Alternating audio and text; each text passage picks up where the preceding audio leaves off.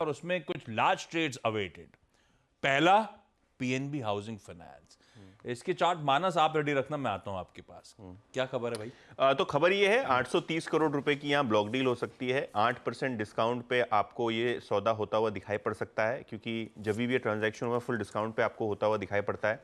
तो आज भी ये स्टॉक पे नजर रखिए, क्योंकि 800 करोड़ का माल जनरल एटलांटिक और एशिया अपॉर्चुनिटी फंड्स, दो बड़े प्राइवेट इक्विटी फंड्स यहाँ अपना हिस्सा बेचने वाले हैं, 400 करोड़ रुपए ईच।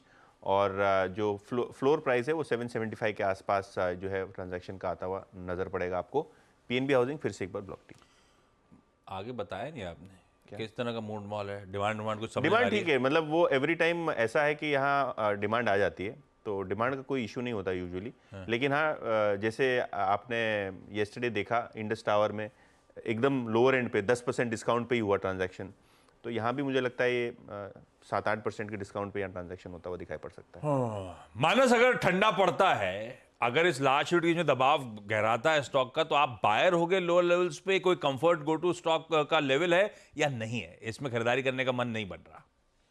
तो देखिए, ठंडा पड़ने के संकेत तो हैं, क्योंकि जो रैली अभी हमने देखी करीब 7-8 दिनों में, उसमें उसने जनवरी के हाई को टेस्ट किया, लेकिन उसके ऊपर सस्टेन नहीं हो पाया। कल एक बेयरिश पैटर्न बना है डेली चार्ट्स पे, उसको देख के लग रहा है कि करेक्शन ड्यू है, जिसमें शायद 20 डे मूविंग एवरेज जो कि 780 के आसपास है, वो लेवल्स वापस टेस्ट हो सकते हैं। लेकिन अगर 780 या 785 के आसपास है, तो आई थिंक वहां पर खरीदारी करने के मौके होंगे। थोड़े से लंबे नजरिए के लिए 720 रुपए के नीचे स्टॉप लॉस लगा के उस गिरावट पे खरीदारी करनी चाहिए। गिरावट में खरीदारी करने का मन, अब किस तरह का प्रेशर माउंट होता है वो देखते हैं, उसके बाद मानस से रिविजिट कर लेंगे कि वो लेवल्स कंफर्ट वाले हैं या नहीं है। पहले तो अभी तो खैर वो एक ओवरहैंग है, देखते हैं किस तरह से एब्जॉर्ब कर पाता है ये स्टॉक। ऐसे ही ये तो कल शाम का सिलेबस का पार्ट था, तब तक तो पीएनबी का बता था। आज सुबह अपडेट आएगी, रेट गेन में भी तैयारी हो रही है। बिल्कुल, तो ये थोड़ा मैंडेट जो है वो लेट आया बाजार में। आईएफएल सिक्योरिटी ने डील लॉन्च की है रेट गेन की, ये अभी रिसेंट लिस्टिंग है। तो यहाँ अवतार होल्डिंग्स अपना 2% हिस्सा, 1.8% हिस्सा बेचने वाले हैं। कुल मिला के 160 करोड़ रुपए का ट्रांजैक्शन है। और आशीष, मजे की बात है ये है कि डिस्काउंट सिर्फ 1% का है, तो 745 के आसपास ये ट्रांजैक्शन आपको होता हुआ दिखाई पड़ सकता है, जो ब्लॉक डील का फ्लोर प्राइस है। और शायद कुछ ही मिनटों में ब्लॉक विंडो में भी बहुत ही हाई प्रोबेबिलिटी हो डिस्काउंट जाएगा। है, तो मतलब इन्होंने जो बैक टेस्टिंग करी उसके बाद दिख रहा है कि डिमांड अच्छी होगी, हाँ, इसलिए हम ज्यादा डिस्काउंट नहीं दे रहे। हाँ, और ट्रांजैक्शन भी 160 करोड़ का है, तो एब्जॉर्ब हो जाएगा हो जाएगा।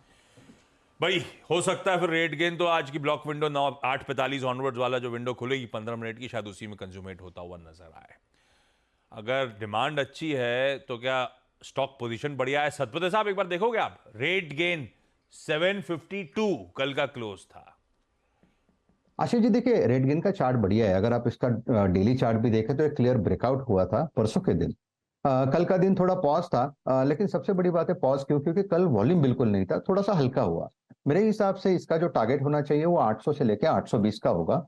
तो यहाँ पे बाइंग अपॉर्चुनिटी ढूंढे, 740 के ऊपर हम इसे बाय की रिकमेंडेशन करेंगे, 740, क्योंकि इसका क्लस्टर ऑफ सपोर्ट है।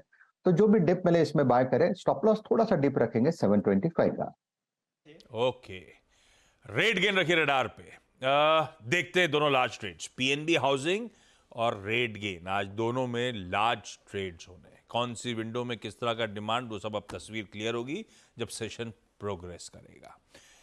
और यतिन के पास जाऊंगा बाकी ब्रोकरेज रिपोर्ट्स के लिए, पहले हजदा के पास चला जाए और आज के खबरों वाले स्टॉक समझ ली जाए। इनके अलावा मैस या मास मास ही है, मास फाइनेंशियल क्या बोलते हैं वहां पे, मैस, डिपेंड करता है आपका जो मन करे। MS financials